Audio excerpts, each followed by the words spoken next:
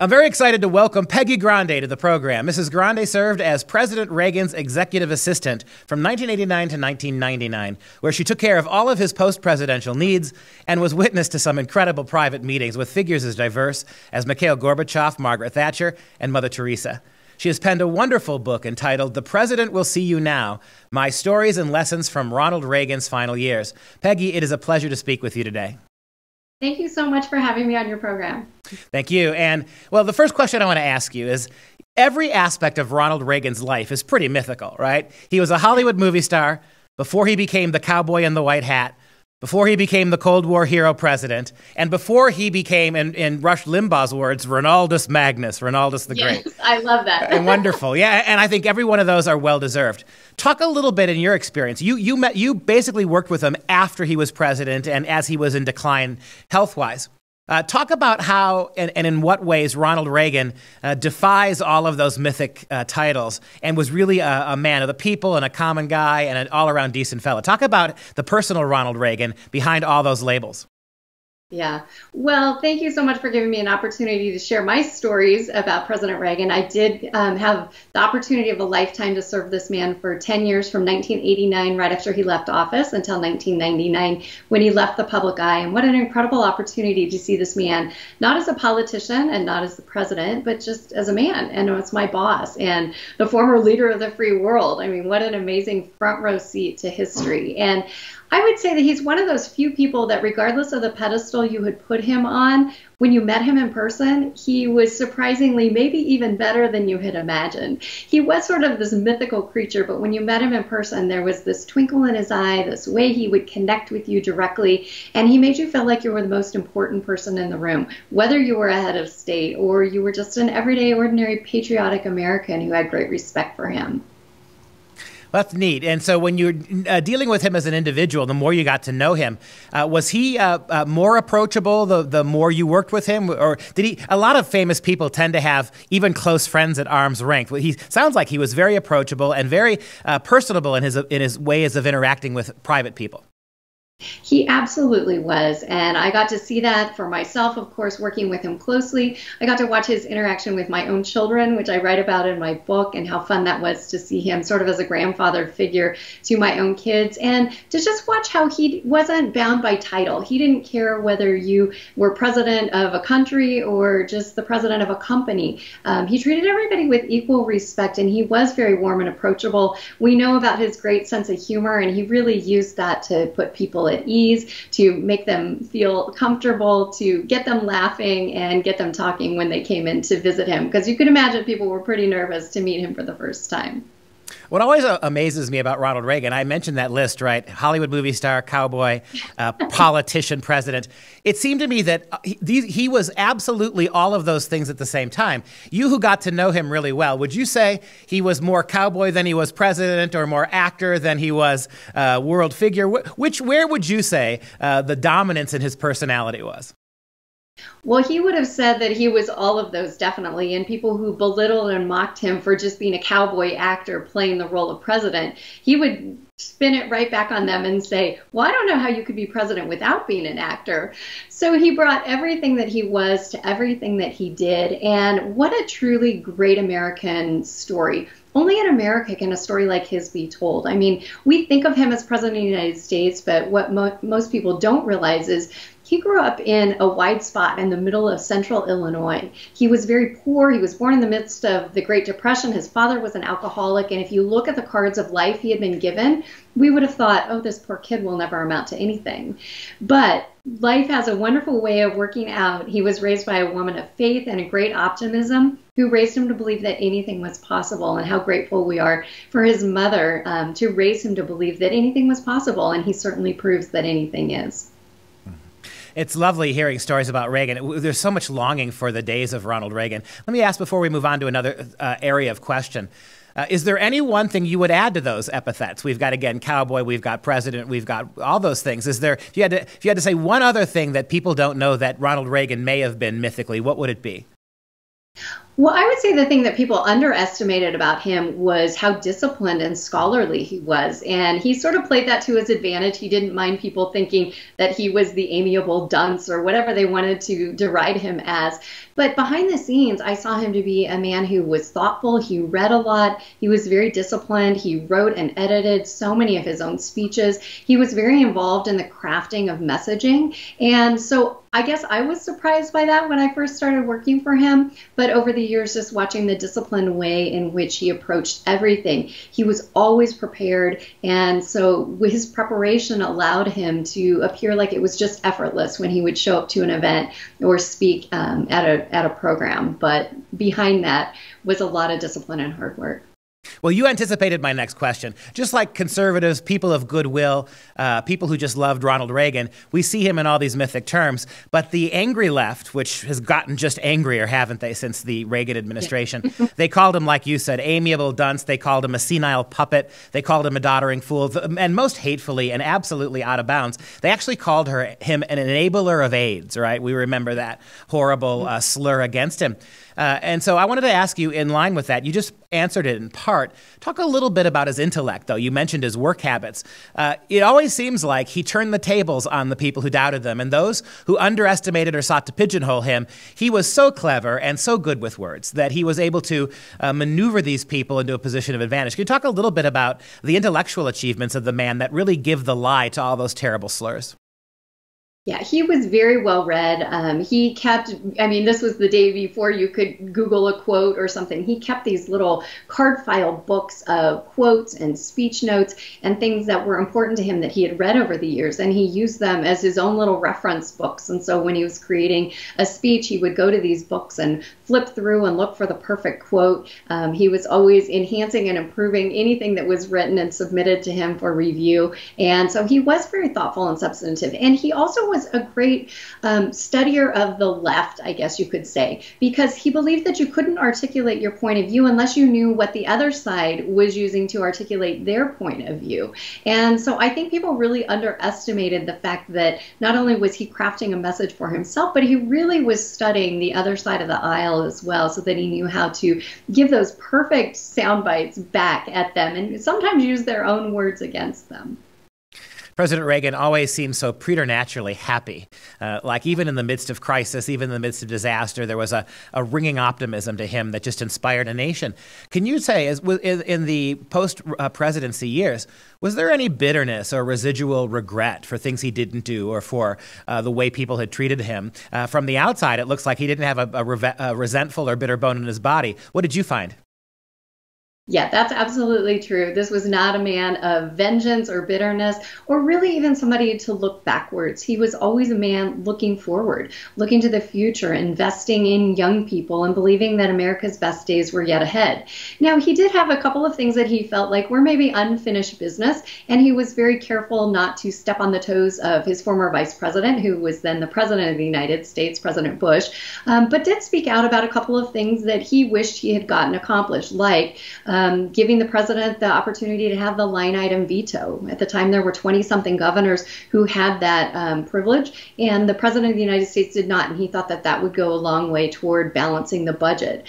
He also spoke out against the 22nd Amendment. I don't think he wanted to run for a third term, but he grew up under FDR and believed that the will of the people should be followed and that we should allow people to vote for the person they want as many times as they wanted. And he also spoke out against the whole process of gerrymandering and how it truly was against the will of people to live and vote in voting blocks. And he thought that that was very anti-American. And so he continued to be engaged in the dialogue of the day, but always being very mindful not to backseat drive the presidency, because he knew that unless you were in that Oval Office, you really didn't have all the information that the occupant of the Oval Office had. Again, those of us who remember him so well miss him dearly, and we remember those little personal touches. You know, the jelly bellies, the jelly beans in the Oval Office, the vacations horseback riding. Can you tell us any more of those personal touches, things that he liked to have around him, or things that he really made his day, little touches that maybe the average American wouldn't know about? Yeah, well, of course, in my book, there was so many opportunities to share stories about everything from my kids being invited to go to the zoo with the president or swim in his pool or celebrate birthdays or Christmas or Halloween with him, which as a mom is so special to be able to share your workplace and your boss, especially a boss like that, with my family. But little things in the office, there's an entire chapter about going to the rooftop of the building. And here was a man who loved Los Angeles, and as much as he liked his time in Washington, D.C. He loved returning to Los Angeles. And I write about a day that it was especially clear, and he was looking out his window, and he had this beautiful view out to the ocean, out towards Santa Monica and the Bay of Marina del Rey. And he asked if he could go to the roof and take his binoculars and look around. And so I detail how difficult it was to get this man from the 34th floor to the 35th floor so that he could take his binoculars on a beautiful, clear day and look around Los Angeles. But how he loved this city and how fun it was to see the city through his eyes, a man who had been here and loved this place for so many decades. So lots of very special moments like that would not necessarily very much seem presidential, but were very much a part of who he was and what he loved. It's an amazing part of his legend that California was his primary, really his only opposition. As much as he loved California and never lost faith in California, the politics in California are pretty hard on moderate conservatives, let alone somebody like the Gipper. So the fact that he kept such a wonderful attitude about that place says a lot about him. And how about, I want to also clarify another misconception. The other person who gets a hugely bad rap is, of course, his wife, Nancy. She is seen in many ways as the evil foil to his foolish old man routine, right? And both are unjust. Talk a little bit about Nancy Reagan in your long tenure of taking care of the president. How were your interactions with her? How were her interactions with her husband in the last days? Yeah, I loved interacting with Mrs. Reagan. I mean, what a strong woman, what a graceful woman. I loved watching her host people, especially in their home, and what a gracious hostess she was. You could just picture her as just a remarkable first lady and how well she represented our country. I loved watching her and the president interact, and they just had this great relationship. You know, they talk about that doughy-eyed gaze that she would give him when he was at the podium speaking, but that's actually how she looked at him all the time. But his look toward her was equally loving and sweet. And I just used to love to watch the two of them interact. You know, they could be in a room and maybe be on opposite sides of the room, and it was almost like two magnets that eventually had to find their way back together. They couldn't stand to be apart, and they were never just standing next to each other. He would always have his arm around her or his hand in the small of her back or be holding her hand. And what a sweet relationship they had, and how fun to watch that up close and personal. As for my relationship with Mrs. Reagan, I started out very young, very green, had a lot to learn, and she was so gracious in teaching me so many things and very patient with me. I learned early on there were a couple of things that she valued. Loyalty was important to her, as was the truth. And so I figured out very early on, if I always told her the truth in totality and didn't sugarcoat it, and sometimes you couldn't even fix it or solve it, but just told her the truth. And also, if she knew that I was completely loyal to her and to her husband, and that was really the most of what she cared about. And I honestly believe he wouldn't have become who he was without her. She was sometimes willing to be the bad guy so that her husband could be the good guy. And what a great defender of his legacy all the way to the end of her life she was. Well, in these really chaotic political times, it is inevitable that there's not just a tremendous amount of nostalgia for Reagan the man, but also for Reagan the politician. And the election of Donald Trump in some ways paralleled the election of Ronald Reagan. Two radically liberal, arguably the two most progressive presidents we've ever had, Jimmy Carter and Barack Obama, and working through their terms and pushing everything really far left politically. And along comes a Reagan, along comes a Donald Trump, kind of shake things up a little bit. Can you talk a little bit about the parallels between the two men, and what might Ronald Reagan think about Donald Trump's election and his presidency so far? Yeah. Well, I think we look back, with rose-colored glasses at Ronald Reagan's presidency, and a lot of people forget that in 1976, he was not our chosen candidate. And even in 1980, the party was very split. The party loyalists wanted George Bush, and they didn't want Ronald Reagan. And I think now we look back and pat ourselves on the back and say how brilliant we were to choose Ronald Reagan and to reelect him in a landslide. But it wasn't always Team Reagan here in our nation. And so I think that definitely has parallels to President Trump. I would say if I were to compare the two men, the thing that stands out the most is the true desire to connect directly to the American people. Ronald Reagan didn't have social media, even though I believe he would have been on social media. For a couple of reasons. He always wanted to connect with young people. He wanted to be where young people were. He believed that America's future obviously was in young people and really wanted to connect and invest in them. But Ronald Reagan used weekly radio addresses. He also used the power of the network cameras coming into the Oval Office, and he would look down the lens and come into your living room on one of those 3 networks on your dial TV and say what he wanted to say. It was very important to him to talk to people directly with the words he wanted to use and say it in the way he wanted to say. And so in that sense, I believe that he and Donald Trump both are really trying to connect directly to people, connect with them where they are and say what they want to say in the way they want to say it. And I honestly think Ronald Reagan would have been on Twitter, and he was so witty and full of one-liners. I would have loved to have followed his Twitter feed. And I agree with you. I think the hidden secret of politics is far too many celebrity-type politicians don't realize that what the American people really want is to be talked to honestly. They want somebody who's going to talk to them, look them in the eye, and mean what they say. It's shocking how few politicians have that today. Before we go, give us the title of your book again and talk a little bit about it and where people can find it and what they're going to find when they read it. Yeah, so it's called The President Will See You Now, My Stories and Lessons from Ronald Reagan's Final Years. It came out last year in hardback. It just recently came out in paperback. It's also available on audiobook, which I read for myself, and ebook. And really, it's the story of an ordinary woman, myself, who had the opportunity to intersect the life of an extraordinary man. And what did I learn and see and witness? And how did it change my life? And how does he still have the power to change lives today? It starts out where I'm young and green and stepping into a space that was far too big for myself. And how did I find my footing? And I think everybody can relate to that at the beginning of their career. And then you go through life and you find a way to find your footing, feel like you're a contributor and are adding value to a space that previously felt foreign. And then life has a way of throwing us curveballs. And in this case, it was Ronald Reagan's diagnosis with Alzheimer's. And how did he handle that? And how did I handle that? And how did we get through some very difficult years together? It's a very personal story. My goal as the author was to take you along with me, to walk into his office and for you to be able to see him as I saw him, to look around in the office and witness the surroundings, to witness those iconic meetings between Ronald Reagan and people like Margaret Thatcher and Gorbachev and even Mother Teresa.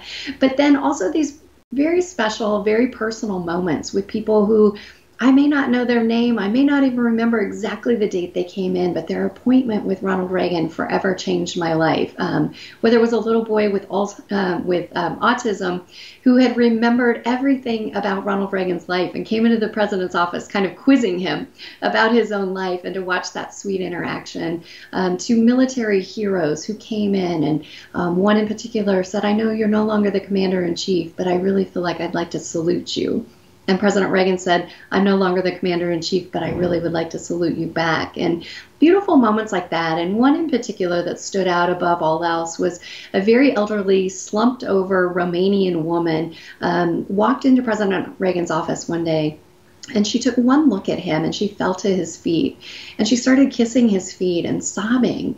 And he reached down and he brought her to stand. And as he did, she thanked him in her very broken English for freeing her and for freeing her people from oppression. And time after time, day after day, I got to watch Ronald Reagan, his impact on people across the nation and around the world, and how these people connected the dots of their success or their advancement or their freedom back to this man.